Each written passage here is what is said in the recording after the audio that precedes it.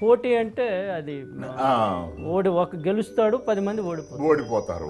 నన్ను ఎవరు అడిగారు, సినిమాలు ఇలా క్షీణించిపోతున్నాయి కదండి, సంవత్సరానికి 170 సినిమాలు తీస్తే 5 సినిమాల కంటే ఎక్కువ సినిమాలు సక్సెస్ఫుల్ కావట్లేదు, కొన్నాళ్ళకి సినిమా రంగం మూలబడిపోతున్నాయో అన్నారు. ఏమీ వర్రీ కాకండి, పేకాట క్లబ్బులు ఉన్నంతకాలం సినిమాలకి ఏమీ లోపం లేదు, రేస్ కోర్సులు ఉన్నంతకాలం సినిమాలకి ఏమీ లోపం లేదు.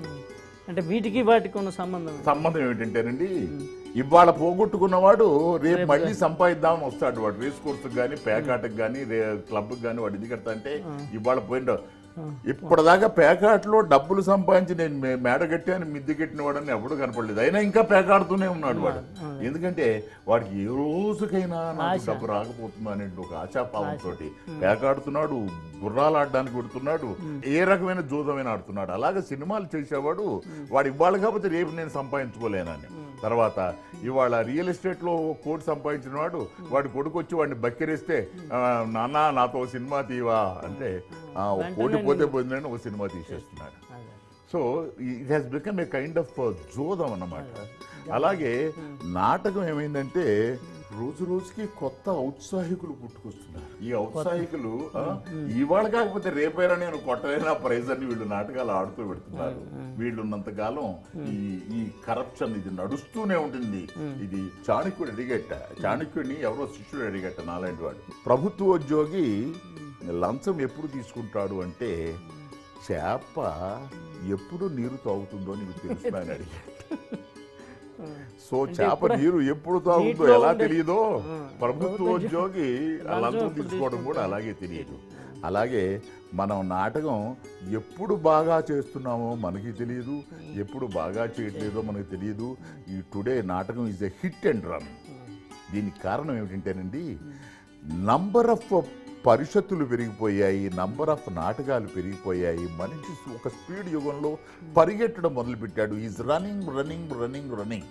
పరిగెట్టివాడు పాలు తాగట్లేదు, నిలబడి నీళ్లు తాగట్లేదు. ఇది ఒకప్పుడు అలా ఉండేది కాదు. ఒకప్పుడు చాలా జాగ్రత్తగా ఆలోచించి చాలా నెమ్మదిగా నాటకాలు వేసేవాళ్ళు. తర్వాత ఒకళ్ళు వేసే నాటకాన్ని 10 మంది చూసేవాళ్ళు. ఇవాళ ఎవడు వేసిన నాటకాన్ని వాడే చూసుకోవటం లేదు, పరాయవాడి నాటకం అక్కడ చూసుకుంటాడు. ఎవరి నాటకం వాడు వేసుకొని దులుపుకొని వెళ్ళిపోతున్నాడు. రెండో వాడి నాటకం దాకా వాడు ఉండట్లేదు. ఉండకుండా వాడికి సెకండ్ ప్రైజ్ వస్తే నాకు ఫస్ట్ ప్రైజ్ రావాలని దెబ్బలాడుతున్నాడు.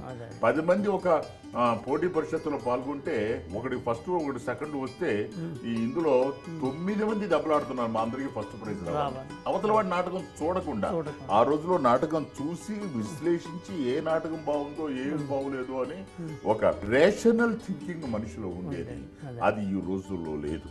తర్వాత ఇవాళ మీలాంటి చదువుకున్న వాళ్ళు, కొంచెం విద్యులు, కొంచెం విద్యా విద్వత్తు తెలుసుకున్న వాళ్ళు, డాక్టరేట్లు సంపాదించిన వాళ్ళు నాటకాలు కొద్దిమంది రాస్తున్నారేమో. డైలాగులు రాసేటటువంటి రచయితలు మరీ ఎక్కువైపోతున్నారండి. వాళ్ళ కారణంగా నాటక రంగం నాశనం అయిపోతుంది. మాకు నాటకం రాసి పెట్టవంటే సీన్ ఏడో చెప్పుగురు రాసి పెడతాను, నాటకం రాసే టైం నాకు ఎక్కడ ఉన్నట్టున్నాయి.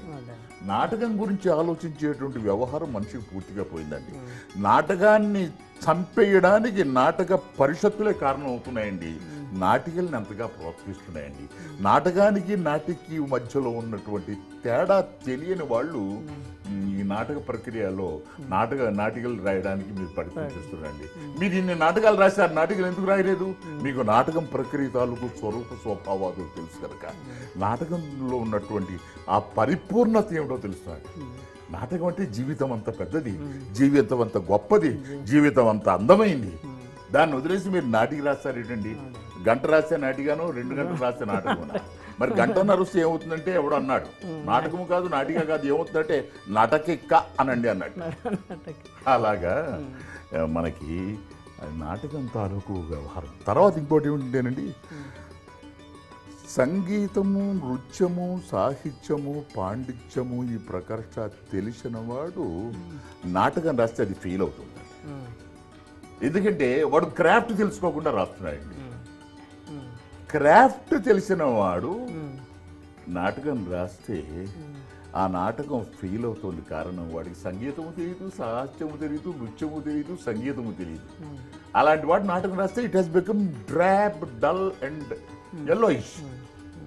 వేరే మీలాంటి వాళ్ళు నాటకం రాస్తున్నా అనుకోండి, ఆ నాటకం బతికి 4 రోజులు బట్టకట్టడానికి కారణం ఎందుకు అవుతుంది అంటే ఇటు సంగీతాన్ని, సాహిత్యాన్ని, అటు నాటకాన్ని కలిపి మరించి మీరు నాటకం చేస్తున్నారు కనుక.